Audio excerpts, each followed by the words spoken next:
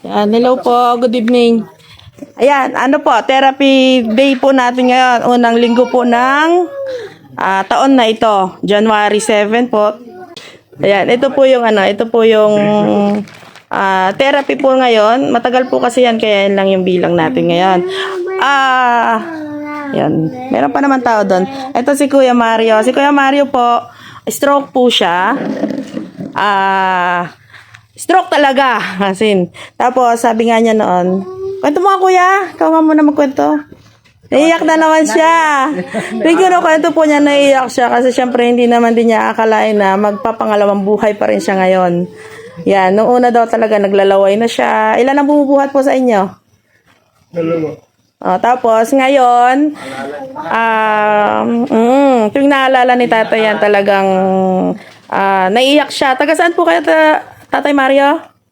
Yan sa Abar. Abar. Ayan si Mrs. niya. Apo. Ngayon po, alam niyo kung ano po ang ginagawa na naman ni Kuya ngayon. Namamasada na naman siya ng XLT. San Jose Cabanatuan po ang rota. Ayun, yung XLT niya. Kuya, tanong ko lang po. Meron po bang siningil sa inyo si Piper? Wala po. Yung totoo, walang etchos. Kasi wala po.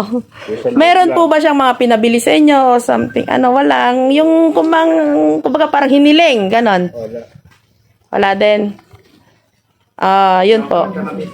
Ilang taon na po kayo dito na balik-balik? Kulang 5 years. 5 years. Actually, si Kuya po, syempre, bumabalik-balik siya para sa therapy. Para, syempre, parang ito na yung pinaka-maintenance niya. At kaya siya bumabalik-balik. Wala nga naman talaga bayad. Ayan. At saka naging maganda na yung kanyang kalagayan. Ito.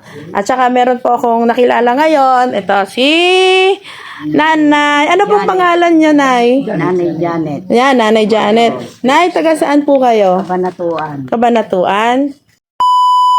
Po, nakilala po natin si Tatay Mario kanina. At saka po si Nanay Janet. Abangan po natin yung interview natin kay Nanay Janet.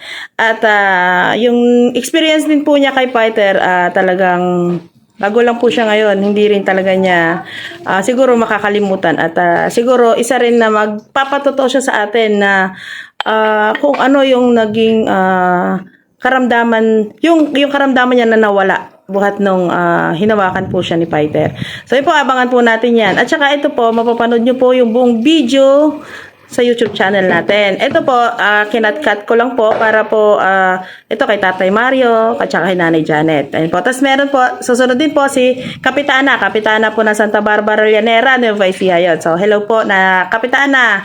Ayun. Actually, iniwan ko na po sila doon sa, sa gamutan. At ako po may mga estudyante na bukas ihahatid. At saka medyo pagod din po at may mga trabaho pa rin po akong gagawin. Yun. So, hintayin po natin. Maraming salamat po. Magandang gabi po sa ating lahat.